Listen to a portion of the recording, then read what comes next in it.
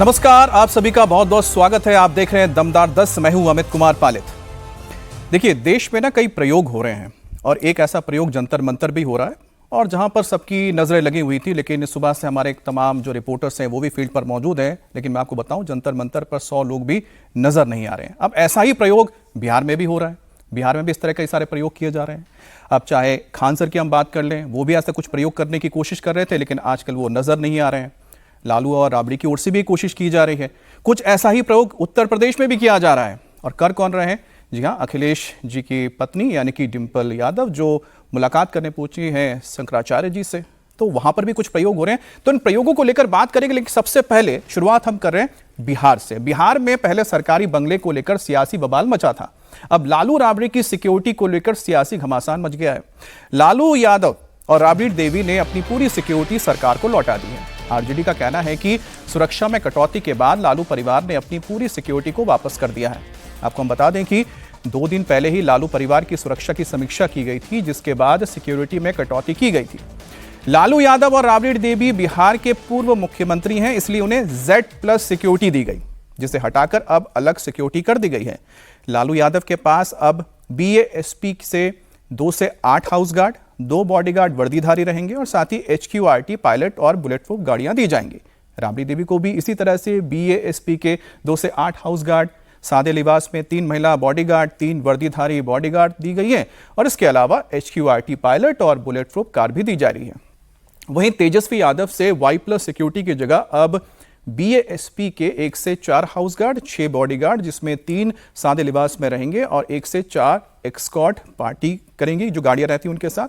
जबकि तेज प्रताप यादव से वायु सुरक्षा छीनकर उन्हें अब सिर्फ 1 बॉडीगार्ड दिया गया, क्योंकि वो विधायक भी नहीं है। अब इसे लेकर लालू परिवार नाराज है। आरजेडी हमलावर है और सरकार पर उनकी सुरक्षा के साथ खिलवाड़ करने का आरोप लगाया जा रहा है। हमारे साथ नीतीश जुड़ गए हैं। नीतीश, फिलहाल आपको कोई जानकारी मिल पाई है कि जो सुरक्षा हटा दी गई थी, क्या उसे वापस लिया जा रहा है या सरकार की ओर से कोई पहल की गई है?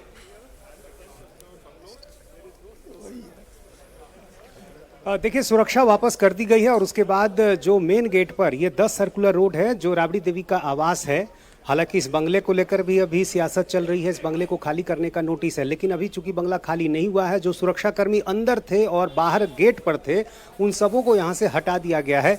यहाँ देखिए, ये जो आपको कमरा दिख रहा है मेन गेट पर, इसमें सुरक्षाकर्मी होते थे और इस बाहरी हिस्से में भी यहाँ पर सुरक्षाकर्मी होते थे। Z+ सुरक्षा लालू यादव को मिली हुई थी। इसके अलावा राबड़ी देवी के जो सुरक्षाकर्मी थे वो भी यहाँ होते थे। लेकिन जब सुरक्षा हटाने का फैसला लिया, सुरक्षा में कटौती की गई है, उसके बाद विरोध में लालू यादव, राबड़ी देवी और तेजस्वी यादव तीनों ने अपनी सभी सुरक्षा कर्मियों को हटाने का फैसला लिया है। तो जाहिर है ये एक नाराजगी दिखाने का एक तरीका है कि यदि आप सुरक्षा में कटौती करते हैं तो हमें किसी तरह की सुरक्षा नहीं चाहिए, और इसी वजह से सभी सुरक्षा कर्मियों को हटा दिया गया है। और अब देखना यह है कि आखिर जो सुरक्षा कर्मी हैं उनको लेकर जो संबंधित उनके अधिकारी हैं वो उनको क्या आदेश देते हैं। फिलहाल जो सुरक्षा कर्मी हैं यहाँ से हट गए हैं और थोड़ी दूर पर वो लोग वहाँ खड़े हैं। तो फिलहाल अभी तेजस्वी यादव, लालू यादव और राबड़ी देवी, इन तीनों ने फैसला किया है, विरोध में अपने सभी सुरक्षा को उन्होंने वापस कर दिया है। दूसरी बात है कि क्या सरकार की ओर से कोई रिएक्शन मिल पाया है, किसी मंत्रालय से कोई रिएक्शन मिल पाया है, खासतौर पर गृह मंत्रालय से? देखिए, अभी तो चूंकि थोड़ी देर पहले का ये फैसला है लालू परिवार का सुरक्षा वापस करने का, अभी उनकी कोई प्रतिक्रिया नहीं आई है। लेकिन जाहिर है कुछ दिन पहले जो राज्य सुरक्षा समिति की एक बैठक हुई थी, उस बैठक में इस बात की सिफारिश की गई कि सुरक्षा की किनको कितनी आवश्यकता है, और उसी सिफारिश के आधार पर गृह मंत्रालय ने ये फैसला लिया था। तो जाहिर है गृह विभाग की तरफ से ये बातें कही जाएंगी कि आखिर किस आधार पर ये फैसला लिया गया था। लेकिन जाहिर है अब इसको लेकर चूंकि सियासत भी होगी और विरोधी दल के नाते लगातार चूंकि आरजेडी की तरफ से खासतौर से ये सवाल उठाया जाता रहा है कि जब से सम्राट चौधरी मुख्यमंत्री बने हैं, बदले की भावना से उनके खिलाफ कार्रवाई की जा रही है। जिस बंगले में वो 2 दशक से रह रहे थे उसको खाली करने का नोटिस दिया गया, इसको लेकर भी विरोध है और इसको लेकर भी अभी जो है जिच जारी है। तो लगातार जब से बिहार में बीजेपी के नेतृत्व वाली सरकार बनी है, आरजेडी के साथ जो बीजेपी का विरोध है, सरकार के साथ जो विरोध है, वो लगातार देखने को मिल रहा है। और उसी कड़ी में आज एक और नया विवाद कि बंगले के बाद अब सुरक्षा को लेकर भी सियासत हो रही है। चलिए, विवाद तो हुआ है और हमारे साथ हमारे 2 खास मेहमान भी मौजूद हैं जो लगातार दमदार 10 में आपके साथ ही होते हैं। अजीत जी हमारे साथ हैं, सीनियर जर्नलिस्ट और पॉलिटिकल एनालिस्ट हमारे साथ हैं सज्जन कुमार जी। अच्छा सर, मैं आपसे सवाल पूछूं उससे पहले जरा दर्शकों को लग रहा होगा ना कि Z+ क्या है, Y+ क्या है, क्या घटा क्या जोड़ा गया। तो मैंने देखा कि Z+ जो सिक्योरिटी है उसमें 55 के करीब आपके गार्ड्स होते हैं, जो सुरक्षा कर्मी होते हैं, जिसमें 10 NSG के रहते हैं कमांडोज, जो एलिट कमांडोज होते हैं। इसके अलावा 45 इसमें जो सुरक्षा कर्मी होते हैं वो CRPF या भी किसी भी सेंट्रल मिलिट्री फोर्सेस से, पैरामिलिट्री फोर्सेस से जुड़े हुए होते हैं। अब उस लिहाज से देखा जाए तो अब जो मिलने जा रही है उसको हम देखते हैं, चाहे लालू यादव हो या फिर राबड़ी देवी हो, तो वो संख्या 8 फिर 3 यानी कि करीब 14 तक आ जाएंगे। प्लस उनको बुलेट प्रूफ गाड़ियां भी मिल रही है और एस्कॉर्ट गाड़ियां भी मिल रही हैं। तो आप समझ सकते हैं कि जो लाव लश्कर है बहुत ज्यादा कम तो उस हिसाब से नहीं हो जाएगा। हाँ, सिक्योरिटी जो पर्सनल रहेंगे उनमें जो तादाद है वो 14 तक पहुंच जाएगी, जो पर्सनल सिक्योरिटी रहेंगे। इसके अलावा अगर तेजस्वी यादव की बात करते हैं तो Y+ उनको मिला करता था, अब उसको घटाया गया है। तो Y+ में उनको मिलता है करीब 11 से 22 के करीब गार्ड्स होते हैं, उनके साथ रहते हैं पर्सनल गार्ड्स। अब यहाँ पर उनके पास लगभग 10 या 11 के करीब ही पर्सनल गार्ड्स रहेंगे, साथ ही साथ उनके पास एस्कॉर्ट गाड़ियाँ भी होंगी, एस्कॉर्ट पार्टी भी 1 से 4 तक होंगी। अब सबसे पहला सवाल तो यही है कि बहुत ज़्यादा क्या इसमें कटौती हो गई या फिर NSG हटा दिए गए, इस मतलब इसकी नाराज़गी है, एलिट जो कमांडोज हटा दिए गए। देखिए, ये सिक्योरिटी का मामला जो है ना वो अब थ्रेट असेसमेंट के आधार पर होता है। कोई ऐसी बात नहीं है, थ्रेट असेसमेंट है। बहुत ऐसे लोग हैं जो किसी पद पर भी नहीं है, लेकिन अगर उनको खतरा लगता है, उनके जीवन को खतरा लगता है तो सरकार उनको सुरक्षा देती है। और हम लोग अतीत में देख चुके हैं कि किसी सार्वजनिक जीवन में रहने वाले व्यक्ति के ऊपर अगर हमला होता है, उनकी मौत होती है, तो उसका कितना बड़ा नुकसान समाज को उठाना पड़ता है, जान माल का कितना बड़ा नुकसान होता है और क्या राजनीतिक भूचाल आता है, ये हम लोग देख चुके हैं। इसलिए थ्रेट असेसमेंट के आधार पर सुरक्षा सरकार देती है या वापस लेती है, कम करती है या बढ़ाती है। आप देखिए, SPG की सिक्योरिटी पहले सभी पूर्व प्रधानमंत्रियों को और उनके परिवारों को मिलती थी, बाद में वो कम कर दी गई। अब CRPF की सिक्योरिटी मिलती है पूर्व प्रधानमंत्रियों को और SPG सिर्फ प्रधानमंत्री का प्रोटेक्शन करती है। तो इससे इसका यह मतलब नहीं है कि उनकी अनदेखी कर दी गई, जिन लोगों जो पूर्व प्रधानमंत्री के परिवार हैं या उनको खतरे में डाल दिया गया। वो थ्रेट असेसमेंट के आधार पर उनकी सिक्योरिटी में कमी की गई है। ऐसा ही बिहार में भी हुआ है, लेकिन ये पॉलिटिकल इशू इसलिए बन गया है क्योंकि अभी इसके ठीक पहले बंगले का विवाद चल रहा था, तो ये उसको जोड़ दिया गया। ये माना गया, जो अभी आपने भी कहा, कि बदले की भावना से सरकार कार्रवाई कर रही है, इसलिए ये बात आ गई। थ्रेट असेसमेंट वाली बात अब RJD के लोगों को लगने लगा कि अब इस पर भी एक राजनीति हम लोग कर सकते हैं। सहानुभूति अगर हम लोग जुटा ही रहे हैं तो जो बंगले पर सहानुभूति जुटा रहे हैं वो हम लोग, जिसका मैंने शुरुआत में जिक्र किया था ना, प्रयोग हो रहा है दिल्ली से लेकर हर एक राज्य में प्रयोग हो रहा है सज्जन जी। तो पॉलिटिकली ये प्रयोग क्या हो रहा है, क्या करने की कोशिश हो रही है? एक तो जो अजीत जी बता रहे थे कि जो तरीका यह है कि पेरियोडिकली थ्रेट असेसमेंट्स होता है कि वो तो गृह मंत्रालय करता है, वो सब कुछ करता है, उसके आधार पे ये फैसला लिया, ऑपरेशनलाइज करते हैं, आर्बिट्रेरी नहीं होता है। दूसरा ये भी देखिए, बिहार जैसे स्टेट में, या बिहार ही क्या बाकी जगह, ये थोड़ा आपके क्या कहते हैं उसके स्टेटस की भी बात होती है कि जब हमारा नेता निकल रहा है उसके साथ कितनी गाड़ियां हैं, कितने स्क्वाड गाड़ियां हैं, कितने सेंट्रल फोर्सेज हैं, कमांडोज हैं। अब ये चीज जो है आपके परसेप्शन को कॉन्स्टिट्यूट करता है, ठीक है। और बिहार जैसे राज्य में जहां पे आपका परसेप्शन कि हमारा नेता वो दमदार और धाकड़ है, ये मानसिकता जहां पे है, वहां पे आपके समर्थक भी इससे हतोत्साहित होते हैं और ये नेतृत्व को पता है।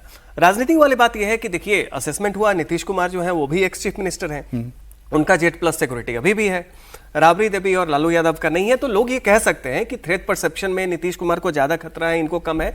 इस पे राजनीतिक एक फ्रंट खुल रहा है निश्चित तौर पे। लेकिन जहां तक बात देखें, मुझे लगता है कि बहुत ज्यादातर ये नाराजगी नहीं, बिहार में एक हम लोग बात कर रहे थे, एक टर्म आता है रूस जान, बच्चा रूसना कहते हैं। रूसना का मतलब वो नाराज नहीं है, वो रूस गया है किसी बात पे और कोई उसे मनाने भी नहीं चाह रहा, चाहते कि मनाए जाके, हाँ, कि मनाया जाए, आप चिंता मत कीजिए, कम से कम Y+ तो हो ही जाएगा, उन्होंने क्या किया, हमने कहा कि हम ये सिक्योरिटी भी नहीं चाहिए। उन्हें लग रहा है कि भाई ऐसे ही हम चुनाव में हार रहे हैं, पक्ष हमारा कमजोर है, और थोड़ा बहुत जो एक लाव लश्कर सुरक्षा को लेकर सर हम बात ही कर रहे हैं क्योंकि ये तो पर्सनल बॉडीगार्ड्स की बात होती है, क्योंकि जो उनकी सुरक्षा करते हैं। तो एक और व्यक्ति है जिनके बॉडीगार्ड ने ऐसा बवाल मचाया कि खुद अब वो व्यक्ति भागे भागे फिर रहे हैं। मैं बात कर रहा हूं खान सर की। जी हां, कोचिंग वाले खान सर उर्फ फैजल खान, जिन पर शिकंजा कसता जा रहा है। गोलीकांड में खान सर फरार चल रहे हैं। खान सर की कभी भी गिरफ्तारी हो सकती है। अब खान सर की तलाश में पुलिस ताबड़तोड़ दबिश डाल रही है। खान सर की गिरफ्तारी की जिम्मेदारी DIU को सौंपी गई है। और कल पटना के कदमकुआं थाने में फैजल खान उर्फ खान सर के खिलाफ हत्या की कोशिश आर्म्स एक्ट के तहत केस दर्ज किया गया है। खान सर के गार्ड्स ने पुलिस को बयान दिया है कि उन्होंने हमें कहा कि तुम लोग गोली चलाओ, बाकी हम देख लेंगे, और इसी आधार पर पुलिस ने खान सर के खिलाफ FIR दर्ज की। अब BNS की धारा 109 के तहत ये केस दर्ज किया गया है। इसमें 10 साल तक की जेल और जुर्माने का प्रावधान है। और इसमें अग्रिम जमानत भी नहीं मिल सकती है। कल एफआईआर के बाद खान सर की कोचिंग पर उनके वकील पहुंचे। इधर लॉ एंड ऑर्डर को लेकर आईजी ऑफिस में पुलिस की हाई लेवल मीटिंग हुई है। पुलिस ने छात्रों से अपील की है कि वो किसी कोचिंग सेंटर के बहकावे में ना आए। अब खान सर का बचना मुश्किल लग रहा है। सवाल यह है कि खान सर खुद सरेंडर करेंगे या पुलिस उन्हें पकड़ कर लाएगी, हाथ में हथकड़ी डालकर थाने ले जाएगी। क्योंकि पटना के कदमकुआं थाने में फैजल खान उर्फ खान सर के खिलाफ जो एफआईआर दर्ज हुई है उसमें साफ साफ लिखा है कि खान सर ने गोली चलवाई है, खान सर ने झूठ बोला है। खान सर की गिरफ्तारी के लिए पुलिस ने कार्रवाई शुरू कर दी है और दोनों गार्ड गिरफ्तार हो चुके हैं और दोनों हथियार भी जब्त कर लिए गए हैं। पुलिस को खान सर के खिलाफ पक्के सबूत मिल चुके हैं। हालांकि खान सर अचानक गायब नहीं हुए। शुक्रवार को सुबह खान सर कोचिंग सेंटर पहुंचे, उन्होंने क्लास भी ली थी, लेकिन छात्रों को पढ़ाने के बजाय खान सर क्लास में अपनी सफाई के सबूत पेश कर रहे हैं और बच्चों को पॉइंट बाय पॉइंट समझा रहे थे कि कैसे उन्हें फंसाया जा रहा है और छात्रों को इसके खिलाफ आवाज उठानी चाहिए। क्या उसने हवाई फायरिंग किया कि नहीं किया? किसी से छुप के किया? अगर उस बॉडीगार्ड के जगह कोई पुलिस वाला भी रहता तो पुलिस भी क्या करती है? हवाई फायरिंग करती है। जैसे पुलिस आ गई है, बॉडीगार्ड का काम खत्म हो गया। हम सबसे एक बात पूछना चाहते हैं, रात को 10:30, रात को 10:10 पर मेरे घर पे कोई आया या हम लोग गए कहीं पे, हमारे यहां कोई आया, रात के अंधेरे में मेरे यहां कोई आया है, हमारे गार्ड को मार के अधमरा कर दिया, पुलिस के आने में टाइम लग रही है, उस बीच क्या हम लोग फूल फेंके या आरती लेके खड़े हो कि भाई हमें भी मार दो? और ज्ञान बिंदु वाले रोशन सर पहले ही गिरफ्तार हो चुके हैं। अब खान सर की बारी है। पटना के कोचिंग सेंटर की लड़ाई अब सड़कों पर आ चुकी है। खान सर के खिलाफ ज्ञान बिंदु कोचिंग में हल्ला बोल चल रहा है। ज्ञान बिंदु कोचिंग में रोशन सर के पक्ष में स्टूडेंट लाबंद हो गए हैं और उधर खान सर के लड़के खान सर के फेवर में खड़े हो गए हैं। तो खान सर को निर्दोष बता रहे हैं, रोशन सर पर भी इल्जाम लगाए तो उनके स्टूडेंट भी बोल रहे हैं कि निर्दोष है। उधर पुलिस ने खान सर की कोचिंग के बाहर सुरक्षा बढ़ा दी है। छात्रों से कानून हाथ में ना लेने की अपील तक की गई है। हमारे साथ नीतीश जुड़े हुए हैं। नीतीश, फिलहाल कोई जानकारी मिल पाई है कि आखिरकार खान सर कहां पर है? उनका वैसे घर कहां है, कहां रहते हैं वो पटना में?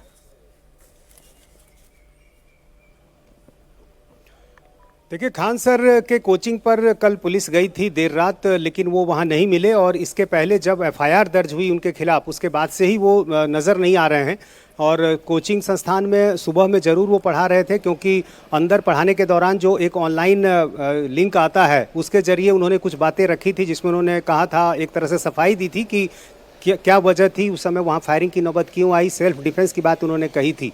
और उसके बाद से ही खान सर जो है वो एक तरह से कहें कि मिल नहीं रहे हैं और बहुत कोशिश की गई उनको ढूंढने की, लेकिन उनके बारे में कोई जानकारी नहीं मिल पाई है। पुलिस का ये कहना है कि सबूतों के आधार पर इन तमाम चीज़ों को देखा जा रहा है और जो भी विधि सम्मत कार्रवाई होगी वो की जाएगी। अब एफआईआर चूंकि दर्ज हो गई है, उसमें हत्या के प्रयास का मामला है, आर्म्स एक्ट का मामला है, तो ये माना जा रहा है कि उनकी गिरफ्तारी जरूर होगी। लेकिन क्या खान सर खुद ही सामने आएंगे या फिर पुलिस की दबिश जो है उसमें वो पकड़े जाएंगे, ये देखना होगा। लेकिन फिलहाल उनके बारे में कोई जानकारी नहीं मिल पा रही है। कल देर रात तक पुलिस वहां पर बनी हुई थी, काफ़ी संख्या में पुलिसकर्मियों को तैनात कर दिया गया था। चूंकि वो पूरा इलाका जहां कोचिंग संस्थान है वहां काफ़ी संख्या में छात्र रहते हैं आसपास में, तो वहां छात्रों का जमावड़ा भी हो गया था। तो ऐसी स्थिति में लगातार वहां पुलिस बनी हुई थी। लेकिन फिलहाल अभी तक कोई जानकारी नहीं मिल पाई है कि खान सर कहाँ हैं और क्या वो खुद सामने आते हैं या नहीं आते हैं। जी, तो नीतीश जैसा बता रहे हैं कि कोई इस बारे में जानकारी नहीं मिल पा रही है पुलिस को कि आखिरकार खान सर कहां पर हैं। हालांकि कोशिश हो रही है कि उनके बारे में पता लगाया जाए।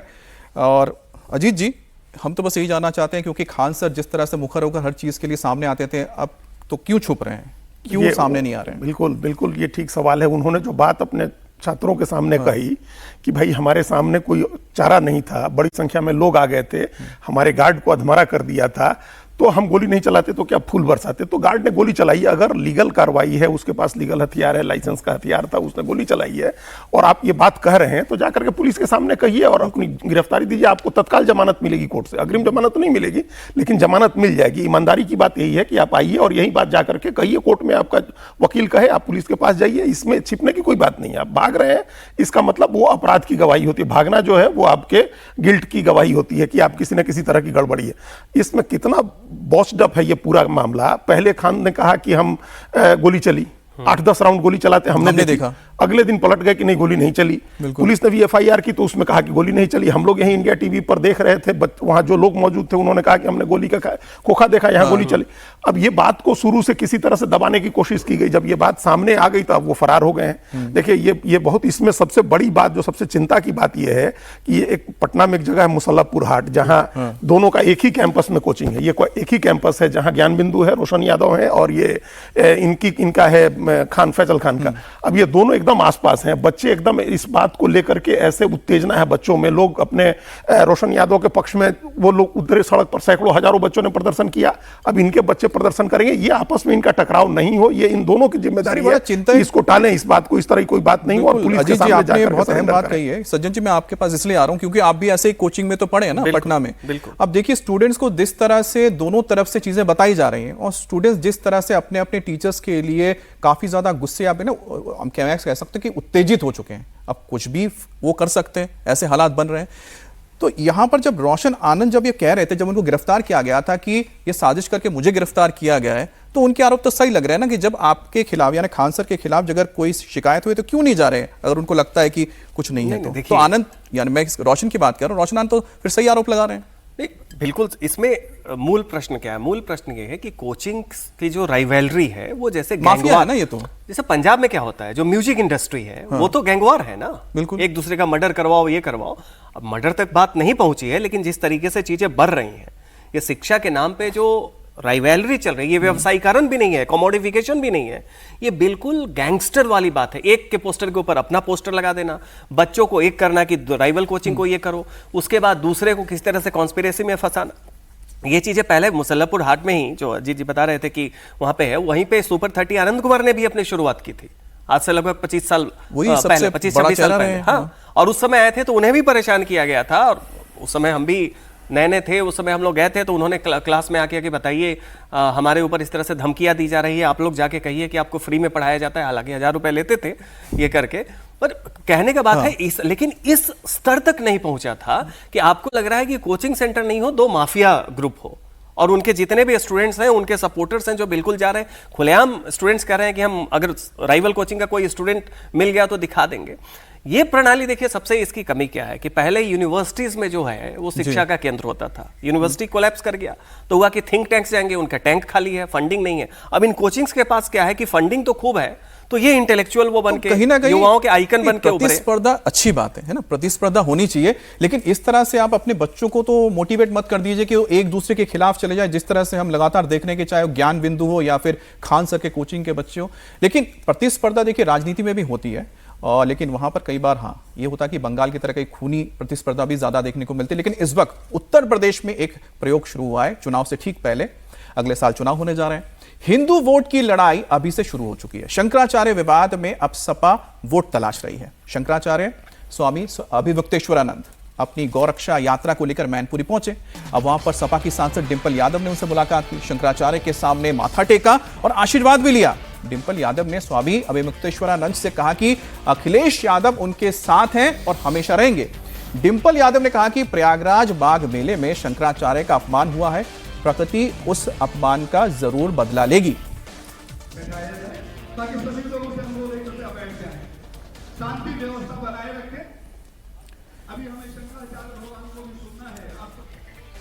अजीत जी, अब आप देख रहे हैं कि हिंदू वोट के लिए किस तरह से मतलब तमाम कोशिशें हो रही है, लेकिन गौरक्षा के लिए निकाला गया, अभी मुक्तेश्वरानंद जी ने निकाला है गौरक्षा के लिए। अभी हाल ही में आपको पता होगा उत्तर प्रदेश में, मैं जिले का नाम मुझे ध्यान नहीं आ रहा है, मैं बता दूंगा, लेकिन वहां पर सपा के ऑफिस में आप सोचिए कि कुर्बानी दी गई सपा के ऑफिस में, इसको लेकर इतना बड़ा बवाल हुआ, और आप यहां पर गौरक्षा की बात करके वोट के लिए जा रहे हैं। देखिए ये हाँ, पीलीभीत में हुआ है। अभी मुक्तेश्वरानंद जी के साथ शंकराचार्य हैं, और हिंदू धर्म का जो शिखर पुरुषों में से एक है, 4 जो हमारे आदि गुरु शंकराचार्य के बनाए मठ हैं उसमें से एक के वो शंकराचार्य हैं। विवाद जो चल रहे हैं वो तो हर जगह चल रहे हैं। लेकिन उनके साथ माघ मेले में अपमान हुआ, यह भी बात सही है। लेकिन समाजवादी पार्टी की मदद की थोड़ी जरूरत है शंकराचार्य को। ये कहना डिंपल यादव का कि अखिलेश यादव आपके साथ हैं, भाई आप नहीं भी रहिए साथ में, वो हिंदुओं के धर्मगुरु हैं। पहले मेरा कहना है कि समाजवादी पार्टी अगर कह रहे हैं कि हम हिंदू वोट चाहिए, हम हिंदुत्व के साथ हैं, ठीक है, तो भाई आपके ऑफिस में कुर्बानी आप करवा रहे हैं ना। ये बात हम जो अपना कहना चाह रहे थे वो ये है कि शंकराचार्य हिंदुओं के धर्मगुरु हैं, उनको किसी एक नेता की या किसी एक पार्टी के नेता की जरूरत नहीं है। ये बात कहना कि वो आपके साथ हैं, इस तरह से आप डिवाइड कर रहे हैं, इस तरह का डिवाइड कर रहे हैं कि बीजेपी आपके खिलाफ है और समाजवादी पार्टी आपके साथ है, ऐसी बात नहीं होनी चाहिए। एक तो ये अपने राजनीतिक लाभ के लिए जो वो कर रहे हैं, उन्होंने कहा वो एक बात ठीक नहीं है। देखिए, हिंदू उनके साथ हैं, अगर अखिलेश यादव को हिंदुओं का वोट लेना है तो वो उस हिसाब की राजनीति करें। चलिए सज्जन जी, मैं आपसे इसका रिएक्शन लूंगा। एक और खबर है उत्तर प्रदेश से, दोनों साथ में आप दीजिएगा। यूपी में 2027 चुनाव से पहले अखिलेश यादव और मुख्यमंत्री योगी आदित्यनाथ के बीच जुबानी जंग तेज हो गई है। हालत अब पर्सनल अटैक तक पहुंच गया। योगी आदित्यनाथ ने नल जल योजना में टोटी चोर को लेकर बयान दिया, जिस पर अखिलेश यादव बौखला गए। अखिलेश यादव को टोटी चोर वाली बात चुभ गई है। फिर अखिलेश यादव ने भी मुख्यमंत्री योगी आदित्यनाथ पर पर्सनल हमला किया। अखिलेश यादव ने सीएम को करप्ट माउथ बताया है।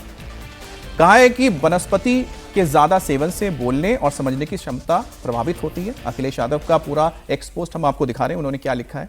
उससे पहले योगी आदित्यनाथ का वो बयान भी आपको सुना देते हैं, जिसमें उन्होंने टोटी चोर का जिक्र किया था, नाम किसी का नहीं लिया था। हम देखते हैं, हमने हर घर नल की योजना को आगे बढ़ाया, पता लगा कोई टोटी चोरी कर रहा है,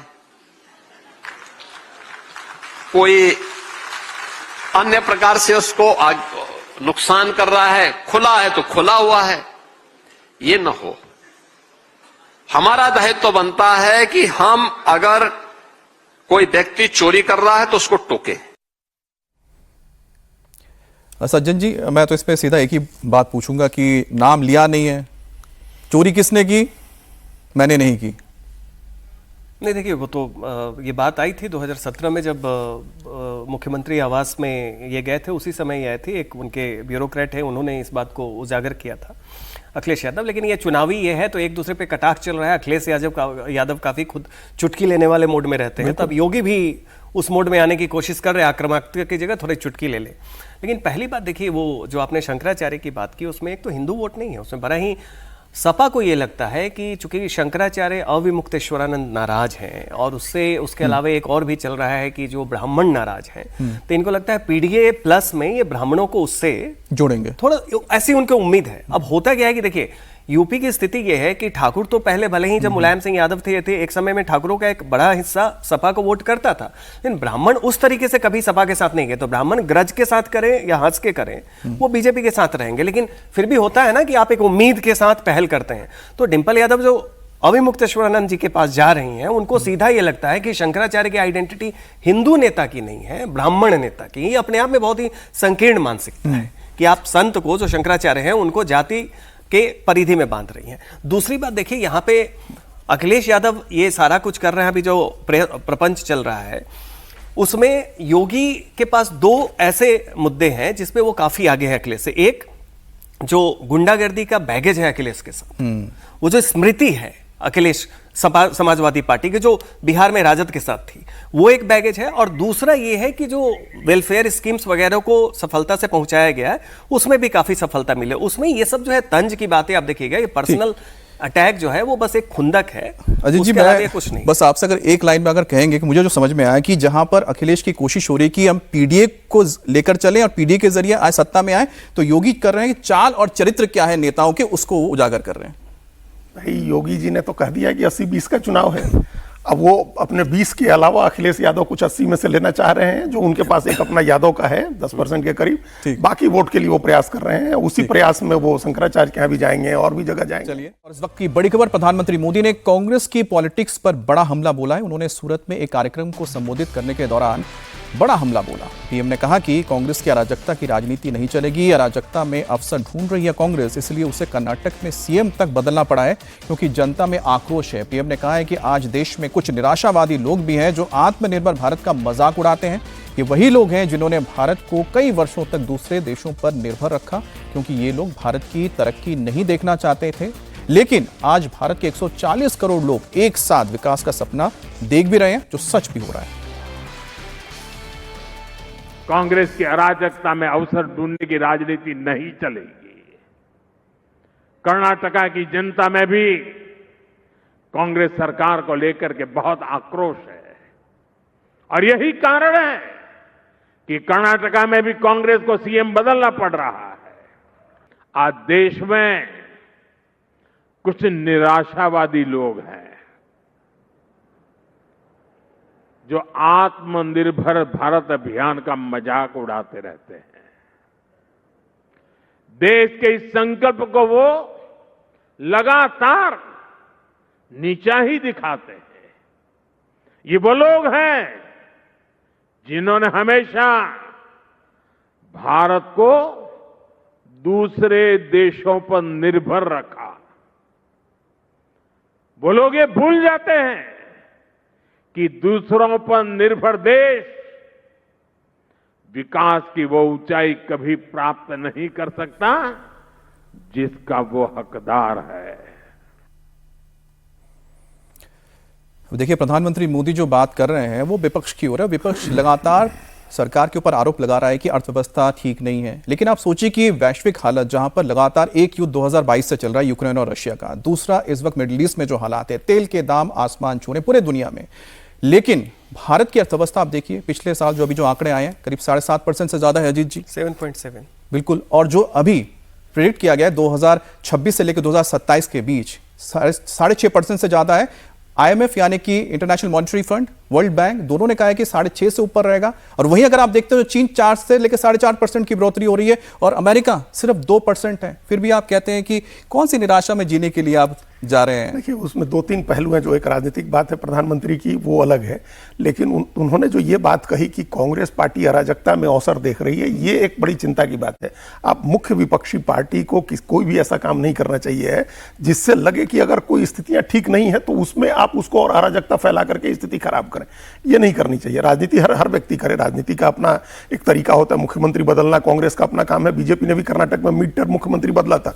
लेकिन अराजकता की जो बात कही प्रधानमंत्री ने, कि जो इन्होंने कहा राहुल गांधी ने कि हमको इंटरनल हमको लोग मैसेजेस कर रहे हैं और इंस्टीट्यूशनल रिवोल्ट हो गया है, मुख्य चुनाव आयुक्त हमको कर रहे हैं, जुडिशियरी के लोग कर रहे हैं, ये एक अराजकता फैलाने की बात है।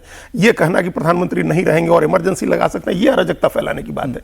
आप लोगों को लगातार प्रोवोक कर रहे हैं। आप जेन जी के नाम पर नौजवानों को प्रोवोक कर रहे हैं कि वो सड़क पर उतरे और आंदोलन करें। ये प्रोवोकेशन आप, मैं इसलिए बोल रहा हूं, मैंने आंकड़ा इसलिए दिया सज्जन जी, क्योंकि आंकड़ा मैंने इसलिए दिया अजीत जी, क्योंकि आप प्रोवोक कर रहे हैं कि आपकी देश की इकोनॉमी गड्ढे में जा रही है, सब कुछ खत्म हो रहा है। तो आप खुद देखिए ना, जो फैक्ट्स आ रहे हैं, कुछ तो चीजें भारत आरबीआई दे रही है ना, सरकारी है, फैक्ट्स हैं, वो तो खुद विपक्ष के नेता है, वो कभी भी फैक्ट्स को चेक कर सकते हैं। दूसरा, वर्ल्ड बैंक और IMF बता रही है ना, दुनिया बता रहे हैं, पुतिन बता रहे हैं, डोनाल्ड ट्रंप बता रहे हैं कि भाई भारत के साथ हमें क्यों व्यापार करना है, क्यों एग्रीमेंट करना है, क्योंकि भारत की अर्थव्यवस्था सबसे तेज है इस वक्त पूरी दुनिया में। नहीं, देखिए, विपक्ष के साथ जो मूल समस्या क्या है कि आपकी लड़ाई जो है वो बीजेपी से है, जो सरकार में है।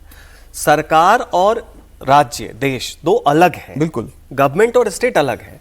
अब चूंकि आप बीजेपी से, मोदी लेड बीजेपी से चुनावी हार में शिकस्त पा रहे हैं, चुनावी ये लड़ाई में शिकस्त पा रहे हैं, उसके कारण आप क्या करते हैं कि इंडिया को ह्यूमिलिएट करने का अवसर भी आप नहीं चूकते हैं। ये बहुत बड़ी इमेच्योरिटी नहीं है, बहुत ही ये क्या कहेंगे, देश के लिए घातक है। कारण ये है कि कहीं भी आप देखिए कि विपक्ष के नेताओं का बयान जो है, आपका जो शत्रु देश है वो यूज करता है। दूसरा, जो एंटी इंडिया फोर्सेज हैं, वो टूलकिट की बात, कोई ब्रेकिंग इंडिया फोर्सेज जो हैं वो एकेडमिया में हो, इंटेलिजेंसिया में हो, डीप स्टेट हो और बाकी लोग हो, उनकी तरफ से जो थियरीज आ रही हैं उनके आईवी लीग इंस्टीट्यूशन से, उसको आप यहाँ आके पेडल कर रहे हैं। तब जब डेटा के आधार पे जो जितनी भी इंटरनेशनल संस्थाएं हैं वो आपको बता रही हैं, तो आप कंस्ट्रक्टिव अपोजिशन कीजिए। और अपोजिशन में भी ये मत भूलिए कि आप बीजेपी को अपोज करें, आप मोदी को अटैक करें, उसके कारण कुछ वैसी बात ना करें जिससे देश को भी खतरा हो। तो सरकार और देश में फर्क करना अपोजिशन को, मुझे लगता है कि राहुल गांधी या कांग्रेस को या विपक्ष को समझ लेना चाहिए बंगाल से, क्योंकि बंगाल में यही हुआ था। बंगाल में आप रहते हुए आपने प्रधानमंत्री मोदी के साथ साथ देश को ही मुझे लगता है कि अपना शत्रु बना लिया, और वहां पर आप देखिए क्या रिजल्ट आया। बिल्कुल। अब बात करते हैं बंगाल की, क्योंकि जहां पर चुनावी नतीजे आने के 1 महीने के अंदर ही ममता बनर्जी की पार्टी पूरी तरह से टूट की कगार पर पहुंच गई है। कल ममता बनर्जी ने बड़ी उम्मीद के साथ सांसद और विधायकों की एक मीटिंग बुलाई, लेकिन हुआ क्या, पिछली मीटिंग से भी बुरा हुआ। तृणमूल कांग्रेस के 78 में से सिर्फ 8 विधायक और 42 सांसदों में से सिर्फ और सिर्फ 6 मीटिंग में पहुंचे हैं, जो ये दिखाता है कि इस समय टीएमसी में किस कदर बगावत हावी है। विधायकों में मीटिंग में बीना मंडल, असीमा पात्रा, मदन मित्रा, कुणाल घोष, फिराद हकीम, शोभोदय चैटर्जी, विमान बनर्जी, अशोक कुमार देव पहुंचे हुए। सांसदों की बात करते हैं तो अभिषेक बनर्जी, डोला सेन, माला राय, कल्याण बनर्जी, डेरेक ओब्रायन और सुदीप बंदोपाध्याय की मौजूदगी रही। ममता बनर्जी की पार्टी के संगठन में कई बदलाव किए गए हैं। उनके भतीजे अभिषेक बनर्जी तृणमूल कांग्रेस के महासचिव बने रहेंगे और लेकिन उनके साथ डेरेक ओब्रायन और डोला सेन को ज्वाइंट सेक्रेटरी की जिम्मेदारी दी गई है। अब ममता ने सुब्रतो बख्शी को हटाकर चंद्रिमा भट्टाचार्य को पार्टी का प्रदेश अध्यक्ष बना दिया है बंगाल का। शाइनी घोष को टीएमसी यूथ विंग की कमान सौंप दी गई है। वुमेन विंग की जिम्मेदारी माला राय को ही मिली रही है। मदन मित्रा को ट्रेड यूनियन की कमान सौंपी गई है। डेरेक ओब्रायन और कल्याण बनर्जी को टीएमसी का राष्ट्रीय प्रवक्ता बना दिया गया है। अजीत जी, अब सबसे पहली बात तो है कि इसमें कुछ नाम मिसिंग है। मैं सुनो, ये महुआ मित्रा कहाँ पर है? महुआ मित्रा नजर नहीं आ रही है। नहीं है, इसके अलावा नहीं सर, एक और नाम है। कल एक अहम मीटिंग भी हुई है, मैं आपको उनका नाम बता देता हूँ। वो है बैरकपुर से सांसद है, उनका नाम है पार्थो भौमिक। उन्होंने यहाँ पर श्रमिक भट्टाचार्य से मुलाकात की है, एमपी है लोकसभा के। नहीं, एमपी तो टूट ही रहे हैं ममता बनर्जी के। महुआ मोइत्रा नहीं टूट रही अभी, कम से कम। आगे क्या होगा वो नहीं जानते हैं, लेकिन कल ही उन्होंने वीडियो बना करके जिस तरह से गवर्नमेंट को अटैक किया, बीजेपी को अटैक किया, उससे लग रहा है कि वो अभी साथ में है। वो तो लंदन चली गई थी ना, गर्मी की छुट्टियों में बड़े लोग बाहर चले जाते हैं, लंदन वगैरह, यूरोप वगैरह, तो वो एक अलग मामला है। अभी जो कल की मीटिंग हुई है उसमें उतने ही लोग आए हैं जितने लोगों को ममता बनर्जी को कोई जिम्मेदारी देनी थी। जो आ गए उन सब लोगों को कहीं ना कहीं जिम्मेदारी दे दी गई। किसी को, जो एमपी आ गया उसको कोई जिम्मेदारी दी गई, जो एमएलए आ गया उसको कोई जिम्मेदारी दी गई। तो ये पहले कहा गया होगा कि आप लोग आइए, आप लोग को ये बना रहे हैं। तो ये गिनती के लोग बचे हैं। उनके 29 जो लोकसभा एमपी हैं उसमें से एक की डेथ हो गई है, 28 में से कल 5 पहुंचे। सर, इस पे थोड़ा आगे बात करते हैं, लेकिन मैं उस पॉइंट से निकल जाएंगे क्योंकि अभी बात की है। क्या यहाँ पर अभिषेक बनर्जी को जो जिम्मेदारी मिली थी, अब उसमें डेरेक ओब्रायन को लाया गया है और उसके साथ माला राय को भी लाया गया, क्या उनके पर काट दिए गए क्या? नहीं, देखिए, दो चीजें एक साथ चल रही। एक तो ममता बनर्जी का पूरा प्रयास ये चल रहा है कि किसी तरीके से अभिषेक बनर्जी को बचा के रखें और पार्टी की कमान में उनको एस्टेब्लिश कर, मतलब पूरी तरह से उनको तो पहला तो यह है कि अपने आप भाईपों को एस्टेब्लिश करो, जबकि उनको पता है कि सारा रेबेलियन अभिषेक के कारण। बट उसके साथ चूंकि वो एक अनुभवी नेत्री है तो उनको यह भी पता है कि इससे होगा, तो उसको बैलेंस करने के लिए 2 और ज्वाइंट सेक्रेटरी उन्होंने बना दिए हैं यहाँ पे। तो ऐसी स्थिति में देखिए, ये सारा का सारा जो उन्होंने बदलाव किया है, अब इसमें कौन लोग हैं? डेरेक ओब्रायन बंगाल में कौन पूछता है उनको कितना वोट लाएंगे? एंग्लो इंडियन है, उनके पिता जो है एंग्लो इंडियन कोटे से जब तक वो लागू था सांसद बनते थे, बाद में लड़ाई होने लगी दूसरे एंग्लो इंडियन कोटे से, अब वो चला गया तो टीएमसी को पकड़ के बैठे हैं। तो वैसी स्थिति में जितने भी लोग हैं, कितने, एक तो सारे के सारे सीनियर सिटीजन वाले उसमें दहलीज की तरफ है या ऑलरेडी उसमें एंटर कर चुके हैं, कितने ऐसे हैं जो कि कल के डेट में जनता को अपनी तरफ खींच पाएंगे? जो ले देके बची है ममता बची है, और ममता चाह रही है अभिषेक को नेता मान लिया जाए, तो 5-6 लोगों ने मान लिया। और अभिषेक का जो हाल हुआ था अभिषेक के साथ जो सोनारपुर में हुआ, उसके बाद तो आप समझ ही सकते हैं कि लोगों का कितना गुस्सा है कि जिनको एक तरह से आप कह सकते हैं कि बाय डिफॉल्ट सीएम माना जाता था, उनके ऊपर इतने जबरदस्त तरीके से लोगों ने अपना गुस्सा जाहिर किया सरेआम। अब विधायकों के बाद टीएमसी सांसदों के कैंप में भी जो खबर है वो है कि ममता के लिए टेंशन बहुत ज्यादा आने वाले वक्त में। क्या बताया जा रहा है कि 23 सांसद टीएमसी के अपना एक अलग गुट बना चुके हैं, वो बगावत की तैयारी में है और कभी भी पाला बदल सकते हैं। 23 सांसदों की बगावत पर कल्याण बनर्जी ने जब सवाल पूछा गया उनसे, तो उन्होंने क्या जवाब दिया, सुनिए। हम तो हवा में बात नहीं करते हैं। आप 23 आदमी का नाम जानते हैं तो हमको दे दीजिए, या ये 23 आदमी जा रहे हैं तो अब हम बात करेंगे। नहीं, आप चिंता मत कीजिए, सब कुछ ठीक है। अरे पब्लिक ममता दी का साथ है तो सब कुछ कंट्रोल है। अरे सुनिए, बहुत बड़ा लीडर हम लोग देखा है। ममता बनर्जी को छोड़ के कोई तृणमूल करने सके तो जाको पब्लिक को जाके बोलो, भाई ममता बनर्जी हमारा लीडर नहीं है, हम हमारा लीडर है। तो अब देखिए कि वो बता रहे हैं कि हमारे नेता कौन है, लेकिन इन सब के बीच जो 23 नाम आ रहे हैं उसमें देखिए एक है बारासात की काकोली दोस्तीदार, इसके अलावा मैंने कहा पार्थो भौमिक जो आते हैं उत्तर 24 परगना में पड़ता है, बैरकपुर सीट से आते हैं, वो भी मुलाकात कर चुके हैं। लेकिन काकोली दोस्तीदार ने एक ट्वीट किया, बहुत महत्वपूर्ण है। उन्होंने कहते हैं ना बातों बातों में कुछ बताने की कोशिश की है। चार्ल्स मैके को उन्होंने कोट किया है, अब मैं उसका हिंदी अनुवाद बता देता हूँ, अंग्रेजी में है। उन्होंने कहा है कि आप कहते हैं कि आपका कोई शत्रु नहीं है, अफसोस मेरे मित्र ये दावा खोखला है। जिसने कर्तव्य की लड़ाई में भाग लिया है जिसका साहस सहन नहीं करता है उसने शत्रु अवश्य बनाए होंगे। यदि आपका कोई शत्रु नहीं है तो आपने नगण्य कार्य किया है।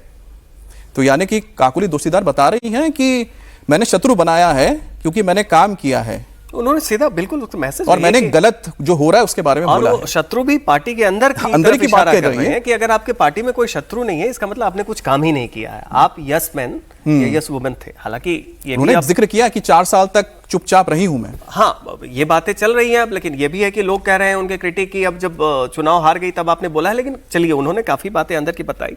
और ये जो बता रहे हैं कि कौन 23 लोग हैं, अरे जो 5 लोग हैं उसको छोड़ दीजिए तो बाकी हैं, इसमें क्या मतलब प्रत्यक्षम किम प्रमाणम, ये क्या प्रमाण आपको चाहिए। और वैसी स्थिति में देख लीजिए ये सारे के सारे लोग जो ममता के साथ बचे हुए वो हैं जो अपनी पारी खेल चुके हैं, सत्ता के लाभार्थी रह चुके हैं, आगे इनका कोई फ्यूचर नहीं। कल्याण बनर्जी हो, डेरेक ओब्रायन हो, इन सब लोगों का जाइए, मदन मित्रा हो, हमेशा उल्टा पुल्टा बयान देने के लिए माने जाते हैं, हमेशा वो मीडिया में आते थे कुछ अजीब सा एक हरकत करते हुए।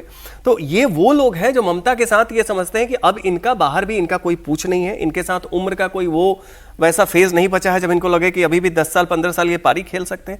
जिसको भी लग रहा है कम से कम परसेप्शन में भी कि हमारा आगे कोई फ्यूचर है, वो ममता बनर्जी अधिकृत टीएमसी से अलग हो। अब जब सवाल उनसे पूछा गया था वहां पर जब बाहर निकले तो मदन मित्रा से किसी ने पूछ लिया कि बाकी लोग कहां पर, उन्होंने बोला कि शावनी घोष आ नहीं पाए क्योंकि वो कहीं पर थोड़ा बिजी है दिल्ली में, और उसके बाद शौकत राय भी नहीं आ पाए क्योंकि वो कहीं पर बिजी है। अरे आपके 2 अहम चेहरे जो हमेशा साथ में रहते हैं वो भी कल नदारद थे, तो सवाल तो उठेंगे ही। बहरहाल पश्चिम बंगाल में ममता बनर्जी को एक और झटका लगा। ममता के भरोसेमंद और कैनिंग पूर्व के पूर्व विधायक शौकत मुल्ला को एनआईए ने गिरफ्तार कर लिया है। एनआईए ने शौकत मुल्ला को सोनारपुर के कामलागाछी से गिरफ्तार किया। शौकत मुल्ला को चुनाव से पहले भांगड़ विधानसभा क्षेत्र के दक्षिण बामुनिया गांव में हुए बम धमाके के मामले में गिरफ्तार किया गया और इस ब्लास्ट में एक शख्स की मौत हो गई। काफी लगातार कई दिनों से एनआईए को शौकत मुल्ला की तलाश थी और एनआईए ने शौकत मुल्ला को धमाके के मामले में जो ब्लास्ट हुआ था उसके तहत उसकी तलाश हो रही थी। मुख्य संदिग्ध और साजिश करने वालों में से एक बताया है। सूत्रों की माने तो शौकत मुल्ला बांग्लादेश भागने की फिराक में था। एनआईए इस मामले में 3 लोगों को पहले गिरफ्तार कर चुकी है। उनके बेटे से भी इसको लेकर तफ्तीश की गई तो उनके घर भी पहुंचा गया था। और जब नौशाद सिद्दीकी ने इस बारे में जानकारी दी थी, जो आईएसएफ के हैं अजीत जी, और उसके बाद ही इसमें पुलिस हरकत में आई। उसके बाद एनआईए के पास केस चला गया। चूना खाली करके एक जगह नाम है, चूना खाली, वहां से वो भागने की फिराक में थे बांग्लादेश। लेकिन वहां पर लोगों ने, आपको पता है सर क्या किया, लोगों ने क्या किया, शौकत मुल्ला को पहचान लिया, दौड़ा दिया था, भाग के वापस आए कहां पर, अपने इलाके में, कैनिंग में। उसके बाद पुलिस के मतलब पुलिस बोले, एनआईए बोले, उसको गिरफ्तार किया। ये तो हालत है। तो अच्छी बात है, एनआईए और दूसरी एजेंसियां वहां सक्रिय हैं। सर ये नेता थे, सोचिए सर ये नेता थे अभिषेक बनर्जी के खास। हाँ, तो हार गए, अभी तो पूर्व विधायक हैं और अगर इस तरह की चीजों में शामिल हैं तो एनआईए कार्रवाई कर रही है, अच्छी बात है। नहीं इसमें, और ये भी देखिए जो कैनिंग पूर्व या कैनिंग पश्चिम में आप जाएं, एक तो वहां पे आतंक क्या होता है, आतंक मतलब आतंकवादी वाला नहीं, मतलब आप जाएं, हम लोग भी गए, आप चाहें कि जो भी किसी से बात करें लोगों से, तो एक तो मुस्लिम डोमिनेटेड एरिया है। भांगर में तो इन्होंने हिंदुओं को छोड़िए, वहां पे तो नौशाद सिद्दीकी के लोगों के ऊपर ये जानलेवा हमला हुआ था। ये पिछले चुनाव में भी नौशाद सिद्दीकी जीते, लेकिन उनके लोगों की पिटाई हुई वहां पे, जबकि वहां ठीक ठाक वहां जो आईएसएफ है, हाँ आईएसएफ का ठीक ठाक वहां पे एक बेस है। इस बार भी नौशाद सिद्दीकी जीते हैं। नहीं, जो इंडियन सेक्युलर फ्रंट है नौशाद सिद्दीकी, इसके खिलाफ ही शौकत मुल्ला को उतारा था इस बार मामूल से।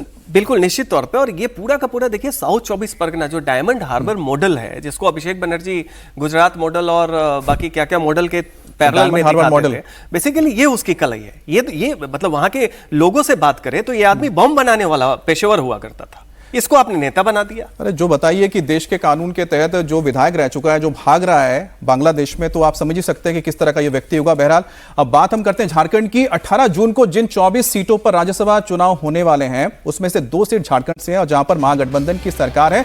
अब वहां पर पेच फंस गया है। अब ये पेच भी जबरदस्त है। इसकी बड़ी वजह है कांग्रेस द्वारा अपना उम्मीदवार घोषित किया जाना। अब कांग्रेस ने क्या किया, कांग्रेस ने यहां पर प्रणब झा को अपना उम्मीदवार बनाया। एक सीट पर जेएमएम ने अपना उम्मीदवार उतार दिया। अब सवाल यह है कि क्या जेएमएम दूसरी सीट पर भी उम्मीदवार उतारेगी? क्या नॉमिनेशन जो आखिरी दिन 8 जून है, झारखंड में कैसे पेच फंसा है, क्या गणित है, उसका भी हम आंकड़ा आपको यहां पर समझा रहे हैं। देखिए, अब जेएमएम के पास यहां पर 34 सीटें हैं, कांग्रेस के पास 16 है, आरजेडी के पास 4 है, लेफ्ट के पास यहां पर 2 है। अब बीजेपी का देख लीजिए, एनडीए देख लीजिए, यहां पर बीजेपी के 21 है, जेडीयू के पास 1 है और एलजेपी के पास यहां पर 1 है और आजसू के पास भी 1 है। अब एक अगर आपको अपना भेजना है राज्यसभा के लिए सांसद, तो आपको चाहिए 28 यहां पर विधायक। तो जेएमएम के पास 34 है, 28 हो गए, तो उसमें से 6 इनके पास बचे।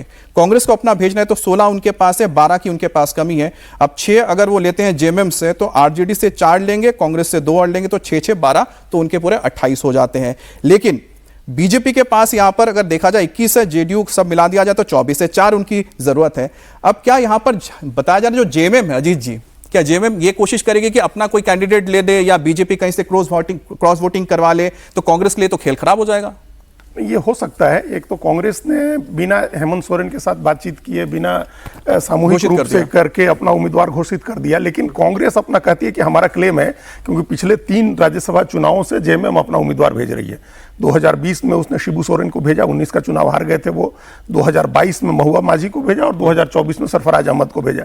तो 3 चुनावों से जेएमएम का आदमी राज्यसभा जा रहा है, तो कांग्रेस करी कि हमारा क्लेम है, हमारा पिछले 7 साल से हमारे 16 एमएलए के समर्थन से आपकी सरकार चल रही है, तो एक हमको चाहिए। हेमंत सोरेन की शिकायत है कि कांग्रेस ने बात करके कैंडिडेट नहीं अनाउंस किया, हम लोग को साझा कैंडिडेट अनाउंस करना चाहिए था, तो हम लोग दोनों सीट जीत सकते थे, क्योंकि बड़ी पार्टी जेएमएम है। हाँ, और वही उन्हीं के नेतृत्व में वहां चुनाव लड़ा जा रहा है, उन्हीं के नेतृत्व में वहां सरकार चल रही है। कांग्रेस ने अपना उम्मीदवार घोषित कर दिया। अब अकेले अपने दम पर कांग्रेस के लिए जिताना मुश्किल है। कांग्रेस के भी ज्यादातर एमएलए हेमंत सोरेन के ही संपर्क में है, वो जेएमएम के ही संपर्क में, चूंकि सरकार उनकी चल रही है।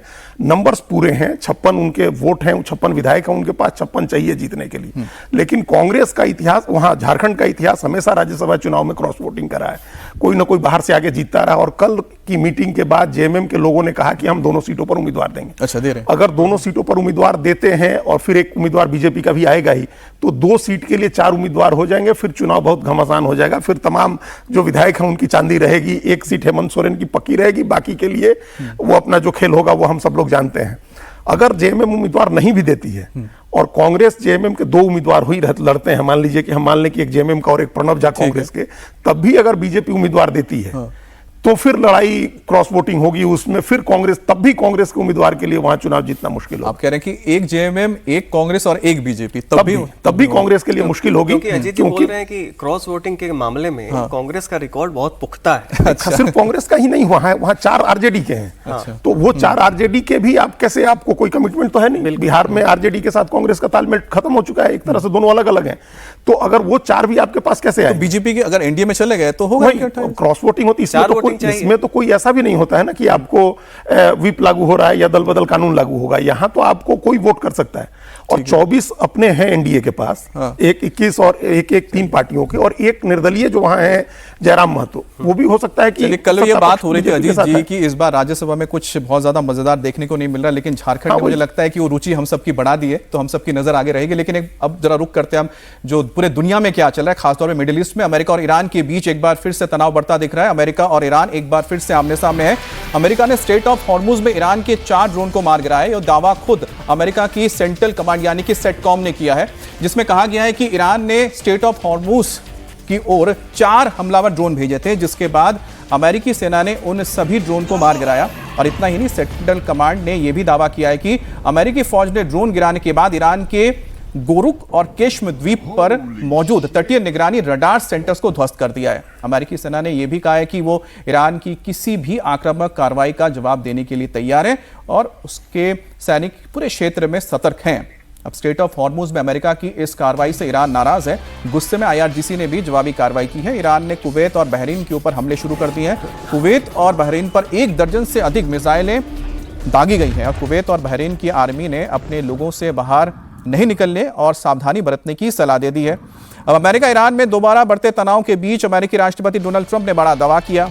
उनका बड़ा दावा है कि अमेरिकी हमलों के बाद ईरान की मिसाइल क्षमता काफी कमजोर हो गई है और उसके पास सिर्फ अब 21 से 22% ही मिसाइल बची है। हालांकि न्यूयॉर्क टाइम्स की रिपोर्ट के मुताबिक अमेरिकी खुफिया एजेंसी का मानना है कि ईरान अपनी 33 में से 30 मिसाइल साइट्स फिर से चालू कर चुका है और उसके पास अब भी 70% मिसाइल का भंडार मौजूद है। Record stuff, and then we had to put out a fire. We had to extinguish a nuclear weapon, a capable nuclear. This was going to be a very capable country that was going to have a massive nuclear presence, and we weren't going to let that happen. Nobody wanted that to happen, and we've largely finished that. You'll see. And one way or the other, it's finished. One way or the other is finished. It's either finished with a piece of paper or finished a more difficult way, although you could say a much easier way. सज्जन जी, ये बात ना समझनी पड़ेगी कि एक तरफ Donald Trump कहते हैं कि हम जो चाह रहे हैं वही होने जा रहा है, न्यूक्लियर डील के बिना तो बात आगे नहीं बढ़ेगी और बात होगी। दूसरी तरफ IRGC बोल रहे हैं कि हमें $24 बिलियन जब तक नहीं दे देते हैं, साफ कह दिया है कि तब तक बातचीत आगे नहीं बढ़ेगी और ऊपर से हमले हो रहे हैं। तो कौन सा सीज फायर, क्या हो रहा है ये? नहीं देखिए, ये तो दोनों डील ब्रेकर हैं। आप इस तरह का डील ब्रेकर दोनों ही हैं। दोनों ही इस तरह का शर्त आप इसलिए रखते हैं कि सामने वाला आपको ज्यादा रियायत दे, कि ना तो अपना एनरिच्ड यूरेनियम ईरान डिस्पोज करने जा रहा है और ना तो अमेरिका जो है वॉर कंपनसेशन देने जा रहा है। ये दोनों चीज नहीं होगी। लेकिन यहाँ पे देखिए, एक तो जो अमेरिका की जो रणनीतिक भूल क्या थी कि उन्होंने हॉर्मुज वाले चीजों को फैक्टर इन नहीं किया। उनको लगा वेनेजुएला के बाद हफ्ते 2 हफ्ते के अंदर में वहां पे रिजीम चेंज हो जाएगी, कुछ हो जाएगा। दूसरा क्या हुआ कि ईरान की स्ट्रेटजी बड़ी अच्छी है कि वो वल्नरेबल पॉइंट्स पे अटैक कर रहा है, वो डायरेक्टली भिड़ ही नहीं रहा है यूएस से। आप ईरान को मार रहे हैं, वो क्या कर रहा है, आपके अलाई देशों को मार रहा है, ठीक है, कुवैत पे, बहरीन पे, यूएई पे, सब चीजों पे। अब ऐसे में एक असिमेट्रिक जो वॉरफेयर है उसमें ईरान एक पैरिटी ला रहा है। 4 महीने हो गए, आप क्या कर लिए? ईरान ना तो सरेंडर कर रहा है और आज भी आप नेगोशिएट कर रहे हैं, शर्तों में भी एक वो लॉकजैम हो रहा है। तो ऐसी स्थिति में देखिए, जब तक ये डील ब्रेकर वाली बात से आप पीछे नहीं हटेंगे, और वो पर्सनैलिटी ना तो ट्रंप की है ना तो ईरान के सुप्रीम लीडर है, वो तो सिविलाइजेशनल कंट्री है, वो कोई भी ऐसी चीज नहीं मानेगा जिससे उसका एक नेशनल ह्यूमिलिएशन हो। और उसके पास अभी लेवरेज ये है कि आप जितना वहां पे अटैक करेंगे उतना वो आपके खाड़ी देशों पे अटैक करेगा जो अमेरिका के अलाई है, जहां पे अमेरिका के एसेट है। तो लगभग 100 दिन पूरे होने जा रहे हैं, लेकिन अब तक यहाँ पर मसला बिल्कुल भी आप तस जस के तस ही बना हुआ है। अजय जी, बहुत बहुत धन्यवाद। वक्त कम था इसलिए मैं आपका रिएक्शन नहीं ले पाया। धन्यवाद सज्जन जी।